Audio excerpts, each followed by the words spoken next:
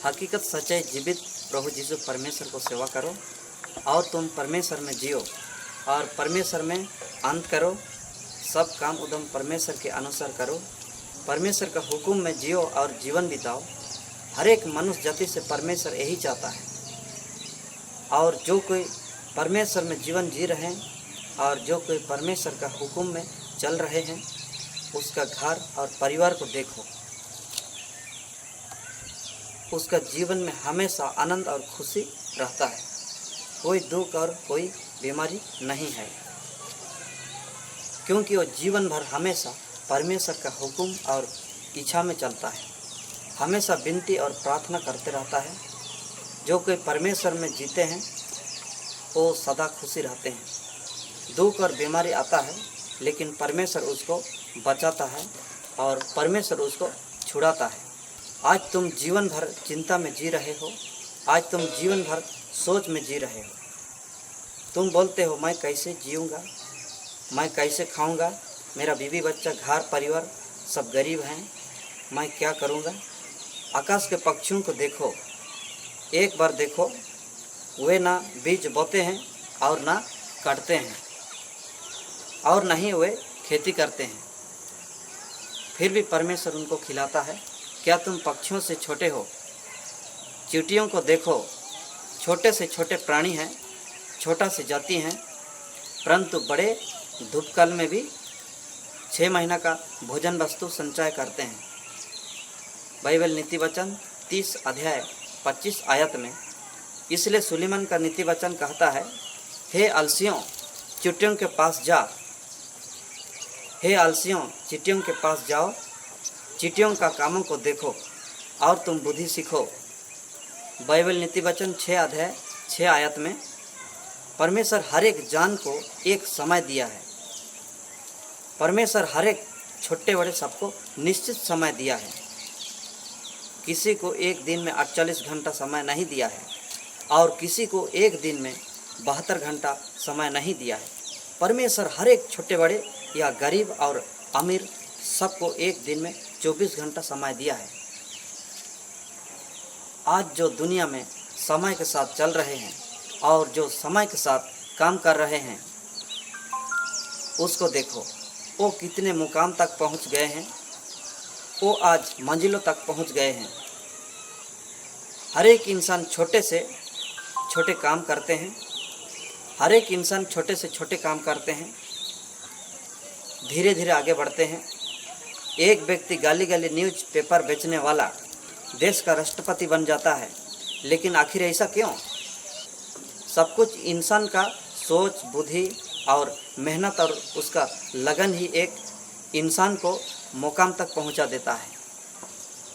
कोई भी इंसान एक ही बार में हाथी या घोड़ा में नहीं चढ़ता है, या तुम्हें मालूम है या तुम्हें पता है। इसलिए समय के साथ चलो, परमेश्वर एक दिन तुमको आशीष देगा। तुम अपना ज़िंदगी को समझो, तुम खुद का ज़िंदगी को समझो, तुम खुद को समझो। सब कुछ समय के साथ काम करो। बाइबल सफोपदेशक 3 अध्याय 1 से 15 आयत में पढ़ो। तुम्हारे लिए परमेश्वर एक समय दिया है, उसका भी कदर करो। एक व्यक्ति का 70 एकड़ ज़मीन था, उसका बाप माँ मर गए थे। वो लोग एक भाई 2 बहन थे। वो एक दिन शादी किया। लड़की का नाम मीना, लड़का का नाम लोखू।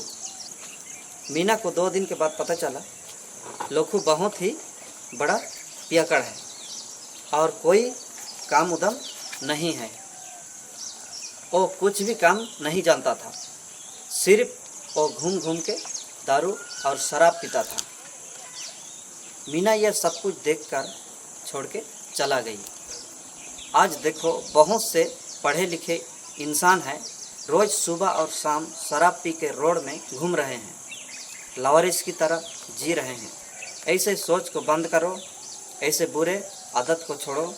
तुम अपना जीवन को देखो, तुम अपना बीवी बच्चा घर परिवार को देखो। तुम्हारे पास जो है उसमें तुम जोर करो और मेहनत करो, मन लगा के काम करो। परमेश्वर तुम्हारा हर एक घटी को पूरा करेगा। तुम और तुम्हारा बीवी बच्चा खुशी से, आनंद से मेहनत का रोटी खाओ और तुम परमेश्वर के साथ में जियो। आज देखो दुनिया में हर एक जो इंसान बीमारी से परेशान है, उधार पाने के लिए परेशान है। मनुष्य अपना जिंदगी को बर्बाद और उजड़ने के बाद परमेश्वर को खोजने लगता है। इसलिए पहले तुम परमेश्वर के राज और परमेश्वर के धर्म की खोज करो। यीशु परमेश्वर को खोजो, परमेश्वर का अनंत शांति और अनंत जीवन को खोजो, तो बाकी सब कुछ तुमको मिल जाएंगे। बाइबल मत्ती 6 अध्याय 33 आयत में, तुम सोचते हो मैं बहुत बुराई और पाप किया हूँ, परमेश्वर मेरा विनती को सुनेगा कि नहीं, मुझे देख रहा है कि नहीं।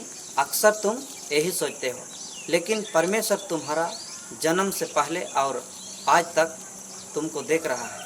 तुम्हारा हर एक दिन और रात का पाप बुराई को देख रहा है। तुम्हारा हर एक अच्छे काम या बुरे काम को देख रहा है। तुम्हारा हर एक उठना बैठना को देख रहा है। इस दुनिया में जो भी छोटे से छोटे चीज़ हैं, प्रभु यीशु परमेश्वर सब कुछ को देख रहा है, क्योंकि परमेश्वर का वचन जीवित और प्रबल और हर एक दो धारी तलवार से भी बहुत चोखा है और प्राण और आत्मा को और गांठ गांठ और गुदे गुदे को अलग करके आर पार छेदता है और मन की भावना और विचारों को जानता है। सृष्टि की कोई भी वस्तु परमेश्वर के सामने छिपी नहीं है। परमेश्वर के आँखों के सामने सब वस्तु खुली और प्रकट हैं। बाइबल इब्रानियों 4 अध्याय 12 से 13 आयत में। इसलिए मेरे दोस्तों और मेरे साथियों, तुम गड्ढे में हो या जेलखाने में हो या कब्रों में हो या गुम्फा में हो, परमेश्वर तुमको देख रहा है। इसलिए तुम प्रभु यीशु परमेश्वर से जो भी तुम मांगोगे वो पूरा होगा। यीशु परमेश्वर का आशीष को पाओ, अंधकार की दुनिया से निकलो और सच्चाई में आओ। तुम्हारा ज़िंदगी को तुमको ही बनाना होगा। तुम्हारा ज़िंदगी को तुमको ही बनाना होगा। तुम सिर्फ सोचोगे तो कुछ नहीं होगा। तुम सिर्फ सोचोगे तो कुछ नहीं होगा। तुम सिर्फ सपना देखोगे तो कुछ नहीं होगा। तुम सिर्फ सपना देखोगे तो कुछ नहीं होगा।